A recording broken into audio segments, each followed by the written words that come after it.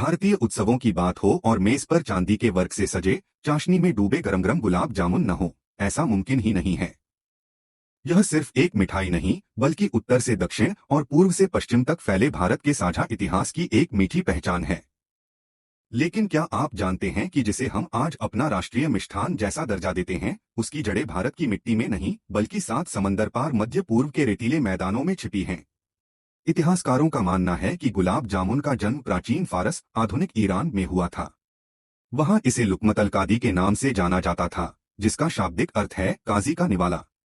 मध्यकालीन समय में जब तुर्क और मुगल भारत आए, तो वे अपने साथ अपनी संस्कृति और पकवानों की विरासत भी लाए। मूल रूप से यह एक मैदे की लोई को तलकर शहद की चाशनी में डुबोकर बनाया जाता था। भारत आने के बाद यहाँ के स्थानीय रसोइयों ने अपनी रचनात्मकता दिखाई।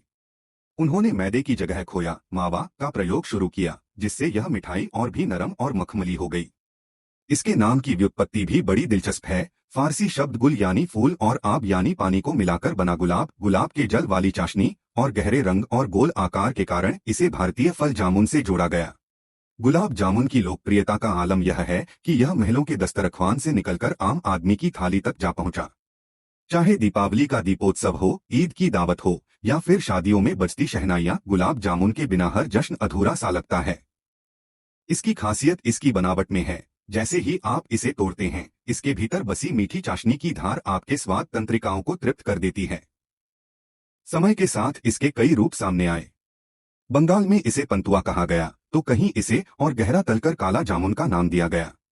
राजस्थान में तो गुलाब जामुन की सब्जी तक बनाई जाती है, जो इस बात का प्रमाण है कि हमने इस विदेशी पकवान को कितनी आत्मीयता से अपनी संस्कृति में रच बस लिया है। आज गुलाब जामुन दुनिया भर के भारतीय रेस्टोरेंट्स में सबसे ज्यादा पसंद किया जाने वाला व्यंजन है।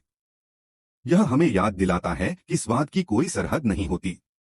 यह मिठाई इस बात का प्रतीक है कि कैसे अलग अलग संस्कृतियां आपस में मिलजुल कर कुछ नया और अद्भुत सृजन कर सकती हैं।